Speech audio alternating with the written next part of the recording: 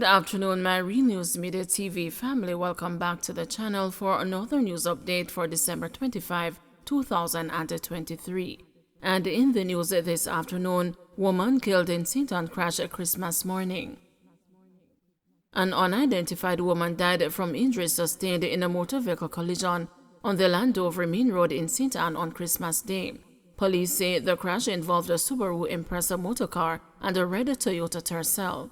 Reports are that around 1:53 a.m., both vehicles were traveling in opposite directions when the driver of the Toyota Tercel reportedly lost the control of the vehicle and collided with the Subaru Impreza. Lawmen say the unidentified woman and the three other people who were in the Toyota Tercel received the injuries and were taken to the St. Ann's Bay Hospital. The woman later succumbed to her injuries.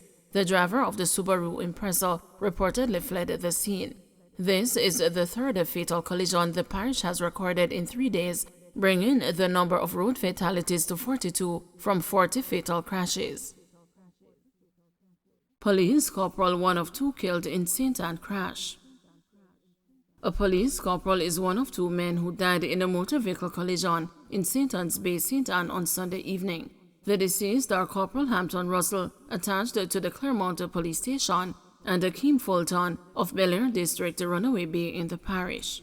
Reports are that the crash occurred around 8 p.m. and involved a black Nissan LaFesta motorcar driven by Corporal Russell and a gray Toyota Axio motorcar.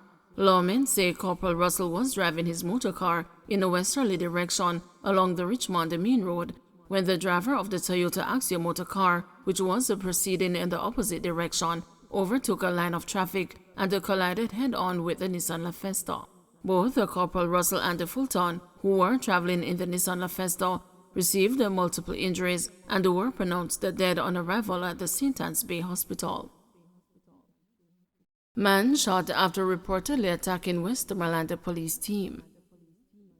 A man was shot after he reportedly opened gunfire at the police as they tried to apprehend him in White House, Westmoreland on Saturday. Acting Senior Superintendent of Police for Westmoreland, Adrian Hamilton, says the man was admitted to the Savannah Lamar Public General Hospital in serious condition. He is under police guard. A 9mm pistol with a magazine containing 2 9mm rounds were recovered. The incident reportedly happened around 9:15 p.m. when a police team on foot patrol responded to a report of an alleged crime being committed. Hamilton said the police team responded swiftly in identifying the accused, who pulled a firearm from his waistband and opened gunfire at the team of police who returned the fire. The suspect reportedly ran into an open lot while still firing at the police personnel. During a search of the area, the man was found with a weapon.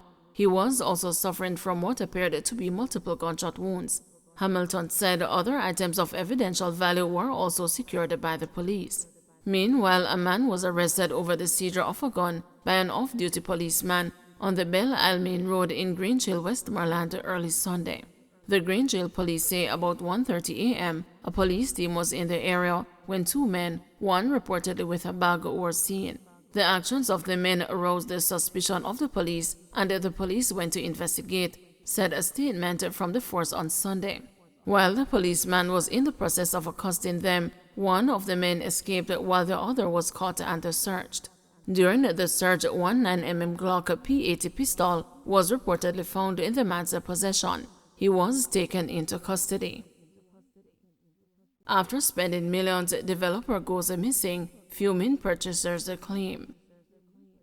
Police have launched a probe into a housing development scheme that has left several persons in St. Catherine fuming.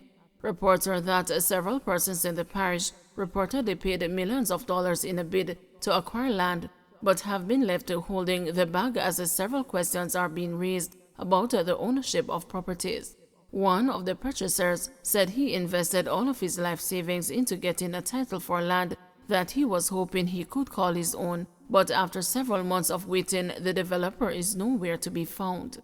We were even given documents, but based on investigations, there are several red flags as it relates to the ownership of the land, said one man who said he borrowed close to $4 million and made all of the payment towards the purchase. The man, who is in his 30s, asked not to be named out of fear. He was not alone. Another man said he paid out close to $2 million and was promised a title to the property several months after he said he was finding out that the land was being sold, but the original owners were unaware.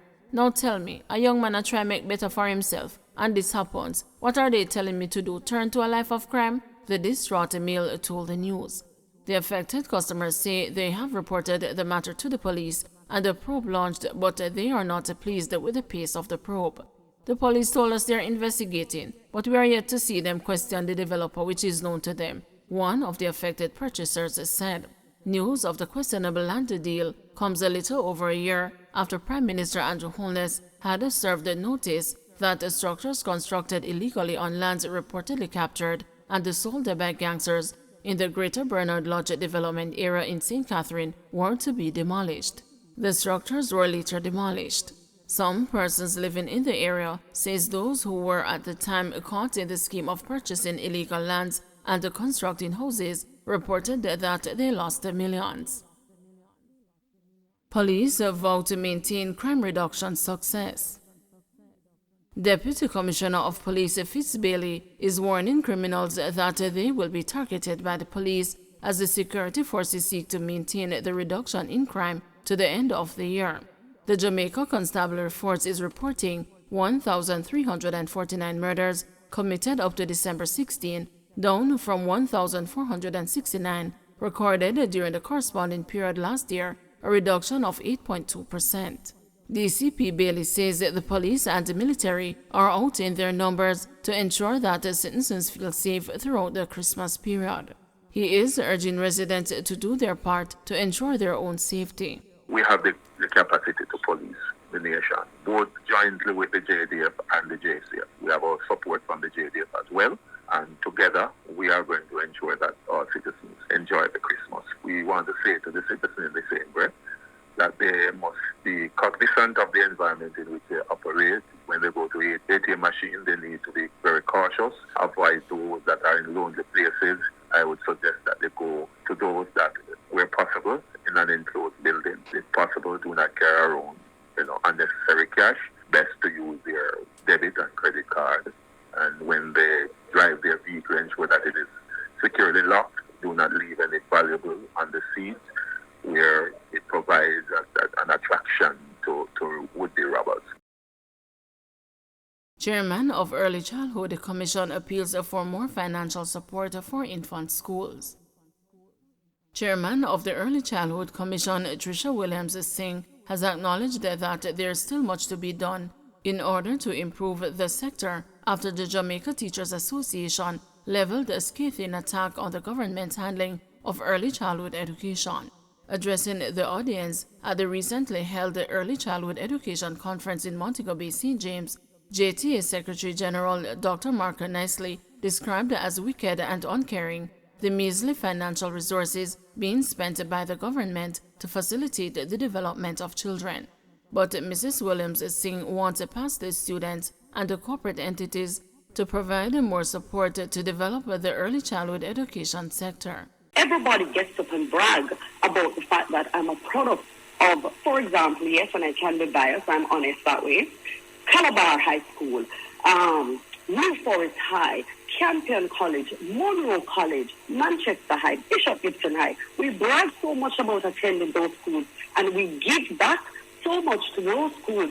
I am saying shift some of that giving back and go back to the mismatch that have made you who you are today, or that infant school or infant department that has made you who you are today. Because everyone knows a lot of the success of a lot of these schools in Jamaica has a lot to do with the Past Students Association.